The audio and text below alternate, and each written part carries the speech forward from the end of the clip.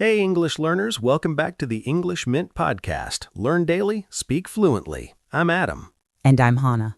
Listen to me very carefully. If your heart starts beating fast the moment you step inside an international airport, you are not a global citizen. You are a prisoner to your own fear. Wait, Hannah. An airport is stressful for everyone. It's loud, there are rules everywhere, and you are rushing to catch a flight. It's normal to be stressed. No, it is normal to be busy. It is not normal to be terrified. If you are terrified because you have to speak English to a check-in agent, you are proving that you do not have control over your own life. But I can travel without fluent English. People do it all the time. They just point at their tickets. You can, but slower and with 10 times more anxiety. You walk through the airport hoping nobody looks at you, hoping nobody asks you a question. You survive the airport, but you do not navigate it. Wow, survive but not navigate. That is exactly how I feel. I just want to get to my seat and hide. And this is dangerous. Most people will miss this. An airport is not just a building with planes. An airport is a compressed version of the global economy. A compressed version of the economy? What do you mean by that? It is the ultimate test of your leverage. At an airport, nobody cares about your degree. Nobody cares about your background. They only care if you can communicate your problem and understand their instructions.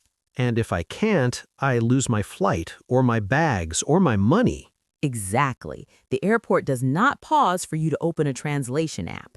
That is my biggest nightmare, standing at the check-in counter, and there is a line of angry people behind me. Let's break it down. You walk up to the check-in desk. The agent says, "Did you pack these bags yourself? And has anyone given you anything to carry?" I know that one. I just say, yes, no. I memorized it. Good. But what happens when the agent says, "I'm sorry, sir, your bag is 3 kilos overweight. You can either pay the excess baggage fee of $50 or step aside and repack"?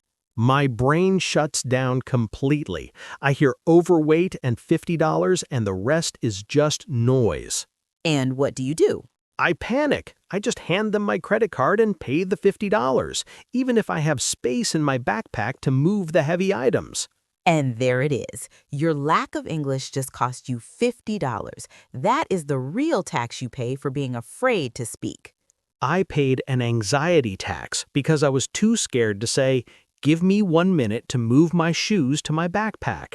Exactly. It would have taken one sentence, but you chose the silence and you paid the price. Okay, that hurts because it is true. I have done exactly that. But what if I try to speak and I use the wrong grammar? What if they don't understand me?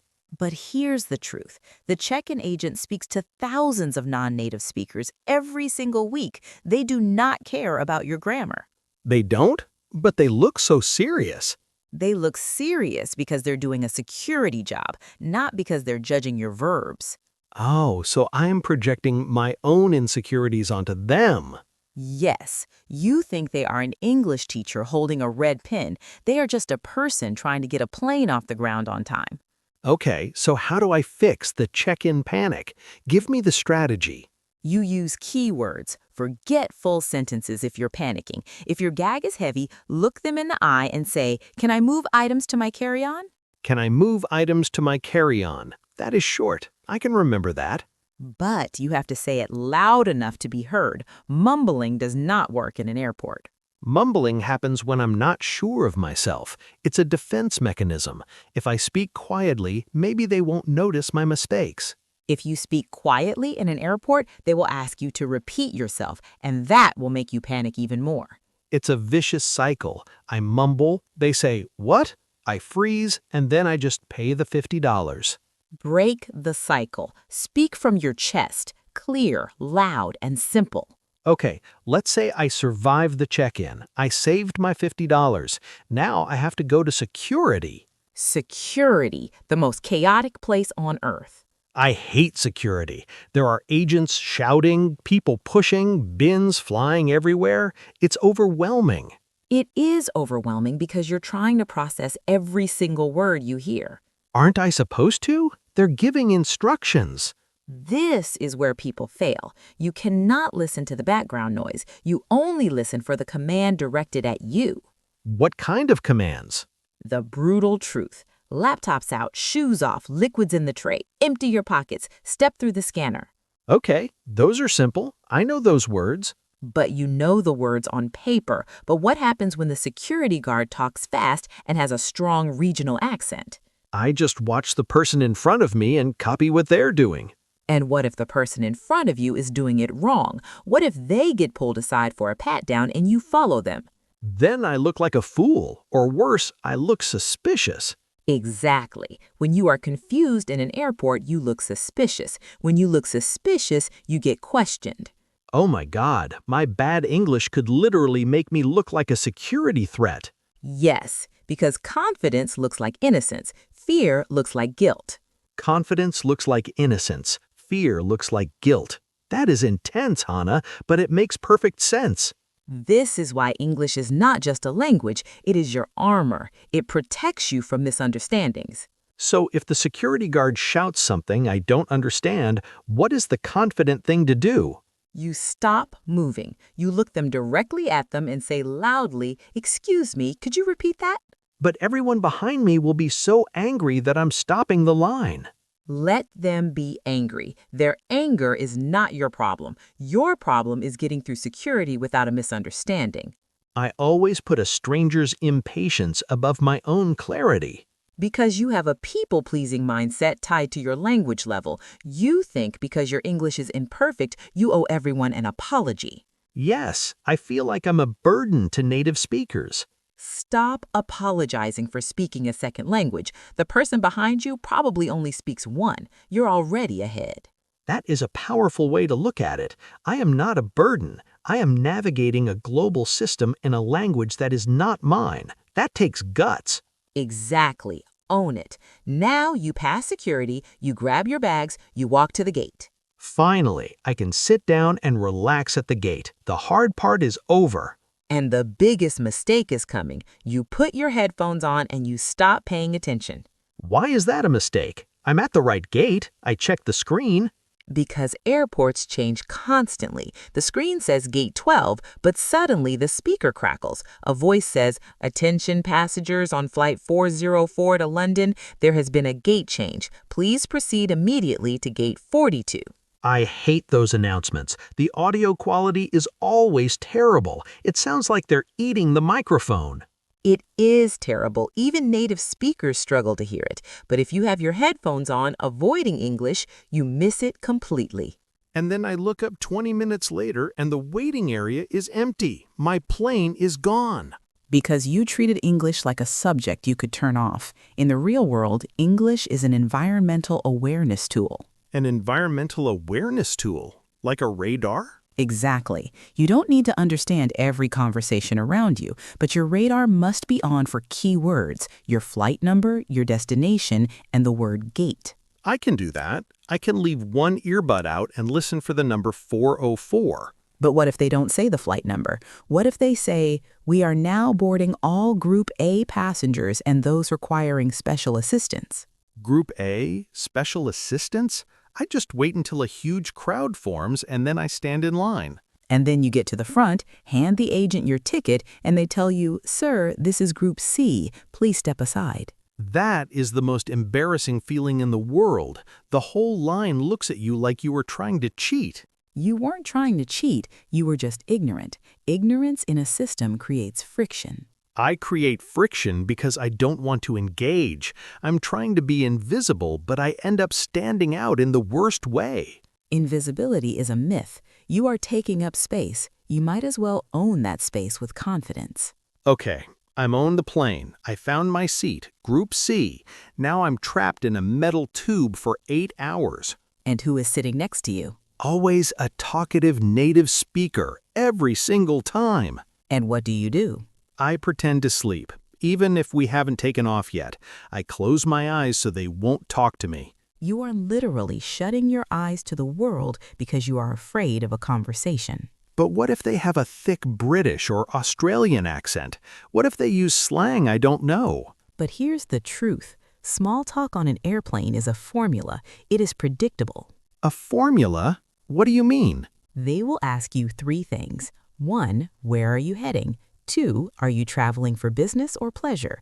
3, where are you from originally? You're right, it is always those three questions. So prepare the answers. You do not need to improvise. You do not need to be a comedian. You just need a solid, clear response. Okay, if they ask, traveling for business or pleasure, what should I say to keep it simple but polite? Say a bit of both. Mostly business. I'm attending a conference. How about you? How about you? That is the magic phrase, isn't it? It throws the ball back to them. Exactly. Native speakers love to talk. If you throw the ball back to them, they will do 80% of the work in the conversation. So I don't have to be the entertainer. I just have to be a good listener and ask them questions. Yes, and in business, listening is more powerful than speaking. If you let the person next to you talk for 20 minutes, they will think you are the smartest person on the plane. I love that. It takes so much pressure off me. I can survive the flight. You can survive the flight, but the hardest part is waiting for you when you land. Immigration, customs, the final boss of the airport. The highest stakes, the most pressure. If you fail at the check-in desk, you lose $50. If you fail at immigration, you get deported. My heart rate literally just spiked hearing you say that. It's terrifying. It is terrifying because it's an interrogation. The officer's job is not to be your friend. Their job is to protect their border. But they look at you like you're a criminal. They don't smile, they just stare at their computer. They stare at their computer to see if your story matches your data, and then they look at you to see if your body language matches your words. Oh, so if I'm shaking and sweating because of my grammar... They don't know you're sweating over grammar. They think you're sweating because you're lying. That is so unfair. I'm telling the truth. I'm just nervous about my vocabulary. The world does not care what is fair. The world cares what it can observe. So how do I survive immigration without looking like a criminal? First rule, do not over-explain. Don't over-explain? But I want to give them all the details so they know I'm honest. This is where people fail. When people are nervous, they talk too much. When they talk too much, they make grammar mistakes. When they make mistakes, they panic and talk even more. I do that. If they ask, how long are you staying? I say, well, I plan to stay for 7 days, but my return flight is on Sunday night, so technically it's 8 days, but I'll be at the hotel for... Stop. You are giving them reasons to question you. I'm digging my own grave with too many words. Yes, you must become a sniper. One question, one target, one answer. Okay, give me an example. Let's do a role play. You were the terrifying immigration officer. Fine. Step up to the counter. Look at me. What is the purpose of your visit? I'm here to visit some tourist places, and also I might meet a client for a coffee. Wrong. You just mixed a tourist visa with a business intention. You are now going to the secondary interrogation room. Oh no, that fast? That fast. If you enter on a tourist visa, the answer is tourism. One word. Just tourism, nothing else. Nothing else. You do not need to entertain the officer. You give them the data they asked for. Okay, let's try another one. I'm ready. Where will you be staying? At the Marriott Hotel in downtown. Good. Direct, simple. Now the trick question. How much money are you bringing into the country? I have my credit cards and maybe like $200 in cash in my wallet and some of my local currency. Too many words. You sound unsure. If you are unsure about your own money, it's suspicious. So what do I say? $200 in cash and 2 credit cards. Done. Full stop. Close your mouth. Close your mouth. That's the hardest part. The silence after you answer feels so heavy. Let the silence be heavy. The officer is typing. Let them type. Do not fill the silence with your anxiety.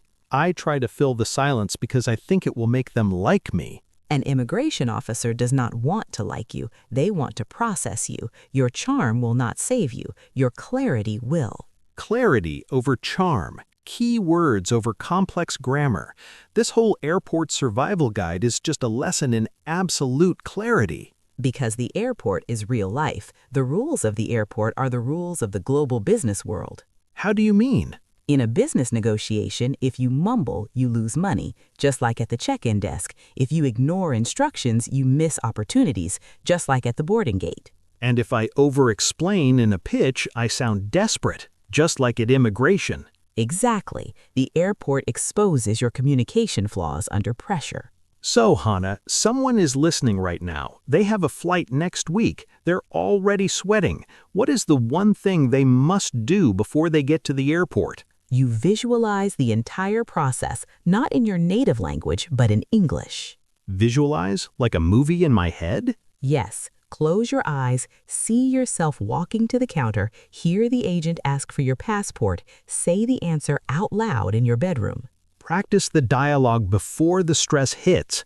Military soldiers do not learn to shoot their guns during a war. They learn in a quiet field. You do not learn airport English at the airport. You learn it in your living room. That is powerful. I need to train my mouth muscles for the exact sentences I will need. And you must accept that you will make mistakes. But you just said mistakes at immigration can get me deported. Grammar mistakes will not get you deported. Lying will. Being unclear will. If you say, I am stay for 7 days, the grammar is wrong, but the meaning is 100% clear. They will stamp your passport. Meaning is king. Grammar is just the wrapping paper. Exactly. If you deliver the meaning with confidence, you win. If you deliver perfect grammar with a shaking voice, you lose. I feel like my perspective on the entire world is shifting. I used to view every English speaker as a judge in a courtroom. And now? And now I realize they're just people trying to do their jobs. The check-in agent, the security guard, the officer, they just need information. And I have the tools to give it to them. You always had the tools. You just lacked the courage to use them. It's true. The fear was louder than my vocabulary. And the biggest mistake is coming. You will listen to this podcast, feel motivated, then tomorrow you will go back to hiding. No, I won't. I'm going to practice. Prove it. Motivation fades. Action is the only metric of success. What action? What do you want them to do right now? I want you to write down the 3 most stressful scenarios for you in an airport.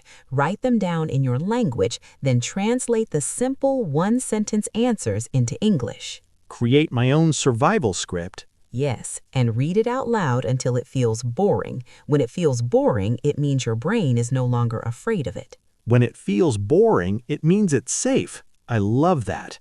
Mastery is boring. It is the repetition of the basics until you cannot fail. Hannah, this has been an incredible masterclass.